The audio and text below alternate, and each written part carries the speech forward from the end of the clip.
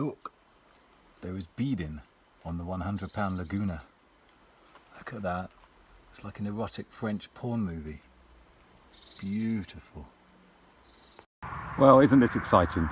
The Laguna is on the road, and I thought it was only right to share this momentous occasion with you. Here she is, and I won't deny it, I did spend half a day on Sunday cleaning it. She has been waxed.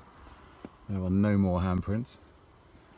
The wheels have been auto-gleaned. I think I spent probably about 20% of the value of this car on auto-gleaned clean wheels, although in fairness I did have them in the garage, but they've done a good job. I've done the glass. The glass is looking good. I've done the interior, and she's had a complete wax. I'll show you what I used. Because obviously detailers always like to show you their products, and I am now a professional detailer. Clean wheels, auto-clean clean wheels, exceptional stuff. Glass cleaner, interior cleaner, and this. Look at this. I went through half a bottle of that. That was left over from the 100-pound Accord. So when I bought the 100-pound Accord, the old lady chucked that in, and you can tell by the RS Cosworth on the front that that's quite old gloss, easy shine car wax.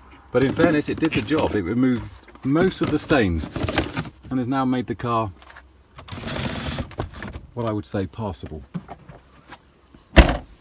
Oh, it's shut first time. Hasn't done that for a few times.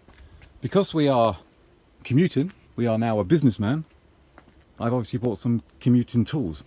For example, note hanging up on the back. We have a coat hanger, a folding coat hanger as well, so you can put it in your going away luggage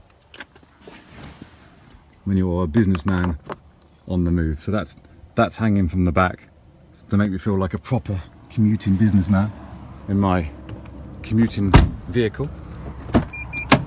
Because commuting man is safe, I would never use a phone at the wheel. I have a Bluetooth headset. Oh, and obviously because commuting man was never without tunes, we have a selection of commercial radio, inoffensive, the very best of drive time. 40 driving classics and feel-good anthems. So how is this going to work? Well, quite simply, I'm going to drive the Laguna on a morning commute, and we're going to discover the faults, the good things, the bad things together. I'm not going to promise it's going to be exciting. I'm not even going to promise to find it interesting, but we're in it together. And to coin a well-used phrase, what is the worst that can happen? As you'll notice from my sleeve, I'm no longer wearing the pink shirt. I've finished commuting. Unfortunately, the video that I took yesterday, although the coverage was superb thanks to the GoPro, the audio quality was diabolical. So this is take two. So it's I'm going to have to do a bit of theatre, reenact the thrill and surprise of driving my 100-pound Laguna for the first time. So apologies for that, but I figured that you'd want to hear it properly as opposed to terribly. So we are back in the 100-pound Laguna. Yesterday I wore a pink shirt, I had a coat hanger in the back, I had a Bluetooth headset on, and I had some commercial radio friendly songs in a CD player because I was doing a commute and I was Mr. Businessman. I was reenacting a trip to a sales conference in Bracknell. And it went remarkably well. This car, well, it's going to be a rather boring journey, touch wood, because so far, and again, touching the complete lack of wood in this car, it's remarkably good. A bit of a recap for anyone who has just joined this exciting feature. This is the 100-pound Laguna, purchased for a price of £100, hence the 100-pound Laguna. And the challenge is to see how far, or see if it can get through to the next MOT in June without too many dramas. It's a big ask because the Renault Laguna is notoriously, is known for its very poor reliability record. So there is, even at £100, there's a risk involved with buying this car. Known faults, well, the ABS light's on, which could be a big issue. It could be a tiny thing. It could be a sensor. That's the ideal situation. It's a sensor. The service light's on because it does need a service, and I will be doing a service at some point. But it's now taxed, hence why I'm on the road. And remarkably, considering it's a dirty diesel with near 123,000 miles on the clock, it's the cheapest car on the fleet to tax. It costs £200, or just over £200, or £17 a month if you're paying by direct debit, which I am, because I figured that if something does go wrong, I can just stop the direct debit and I'm quids in. I know you do get the money back, but I'm trying to keep outgoings to the bare minimum on this car. We have a problem here. We have a problem here. I don't know if he's can't see him because the sun's in my eyes. He's telling him to go. He is telling him to go. I have to wait. This is what you get in Devon on a morning commute. Yeah, I'm going. Thank you very much. Yeah, you don't get those kind of obstacles when you're commuting in London.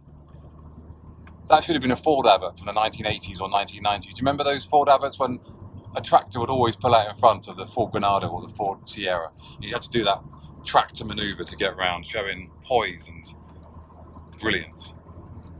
I don't think that man would have appreciated me reenacting a Ford advert for the 1980s. So the first thing I said in yesterday's video, which will never see the light of day, is a bit like a Kim Kardashian sex tape. It's going to be hidden away until somebody discovers it. Although I'm not going to get a few million for it, and I'm not going to marry a singer. I'm certainly not going to get my bottom out and pour champagne onto it. But first thing I said is how damn comfortable this car is. Kim Kardashian's bottom would enjoy these seats. They are remarkably comfortable. They're quite sporty, which sounds like an oxymoron in the Laguna, but they've got these lovely side bolsters. And although the centre bits are firm, there's plenty of support. God, this is sounding remarkably like an Auto Express review. Eek. Let's go on to something less rational. Well, if you're an international viewer, hello, welcome. You'll notice, well, you may not notice, depending on how well the footage is coming out, that the temperature today on August the 8th, is -3. That is the standard temperature for early August in the UK. It may look sunny outside, but actually it's freezing cold. So -3 at 7:21 in the morning is par for the course. There's absolutely nothing wrong with that temperature gauge. Other things to work out, or to point out, there are more rattles in here than Mothercare. If I stop to count them, which I will do in a minute, it goes into double figures. There are numerous squeaks and rattles.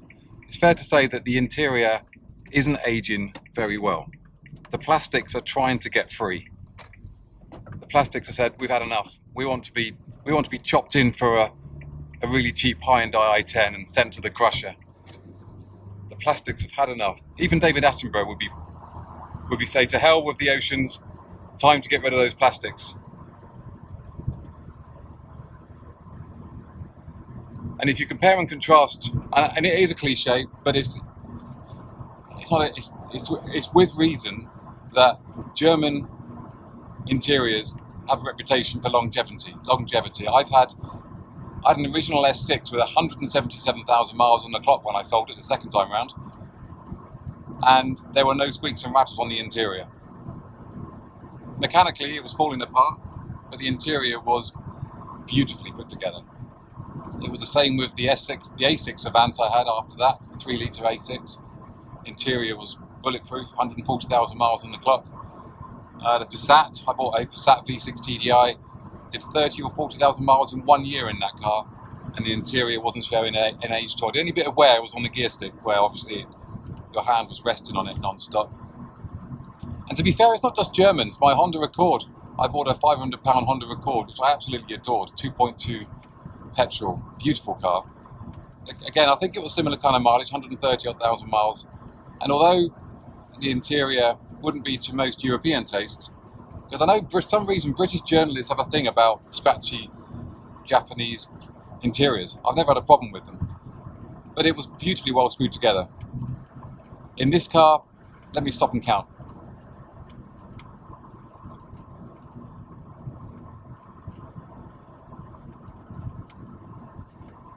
That's 8, possibly 9 rattles. That's a lot of rattles.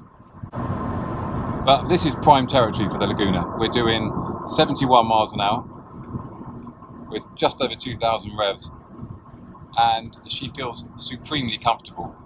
Considering the wheels for its day were relatively quite big wheels, 17-inch alloys, quite low profile tyres as well. But she is riding along here beautifully. A businessman could get beyond Bracknell with no problems at all. He could go further north. He could go to Watford. He could go to Harrogate, Carlisle, Edinburgh, Wick, and he'd still have a good back. This is supremely comfortable. Let's remember, it only costs £100. Faults that I know about were the 2 offside tyres, or the 2 offside wheels are leaking and they need resealing, so there is a slight slow plunger on both of those, which I need to sort out. I've mentioned the ABS light, I've mentioned the temperature sensor, which is deadly accurate. What else can I say? Well, the split tailgate, at some point the tailgate doesn't shut, the main boot doesn't shut, you have to kind of shut it 3 or 4 times. There is a knack, it's a bit like an old cottage, you know exactly how the back door shuts. You give it a kick and that back door shuts. It's a bit similar with the Laguna. Once I get used to it, I think that'll be fine. The actual glass bit, it comes off its prop, its little, oh, my mind's gone blank, I haven't had enough caffeine this morning.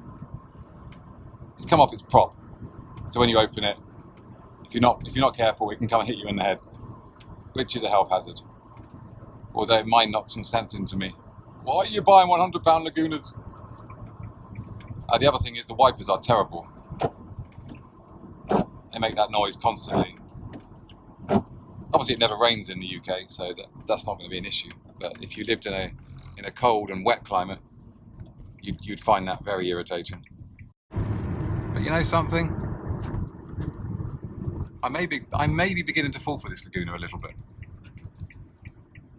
I've been reading and watching contemporary reviews, and they're all very positive about it. You know, because these are the days when everyone's blissfully unaware of the reliability problems that it was going to incur. So everyone was saying, "Oh, this is fantastic! It has keyless entry. It has xenon headlights. It's a beautiful looking car. It's got a split tailgate." All the positives were coming out because they didn't know how bad it was going to be. I'm already thinking about the next Laguna, which no one's ever done before. Most people buy a Laguna and then swear never to buy another one. They're constantly thinking of other cars they could be driving, or public transport. I'm already thinking about getting a V6 Laguna because I think that would be very nice.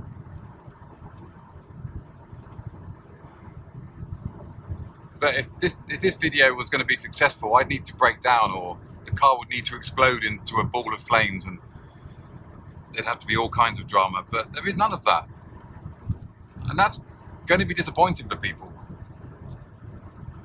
Yes, I've only done, well, I did 30 or 40 miles yesterday. I'm going to do another 20 or 30 today. I've only done 60 or 70 miles in it. There's a long road ahead, literally and metaphorically. A lot could happen, and it probably will.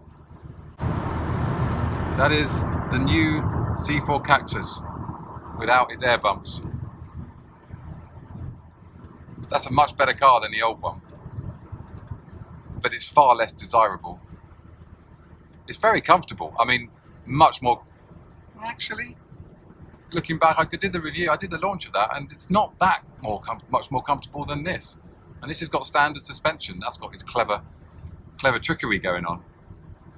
But they stripped up its identity. It's a shame. There's no room for individuality or eccentricity anymore in this world. You have to toe the line.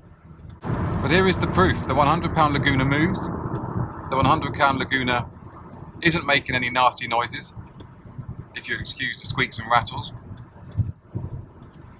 Everything that needs to work is working. Taking out the ABS light out of the equation for a moment. You know, it's got a decent CD player with Hadaway loaded up.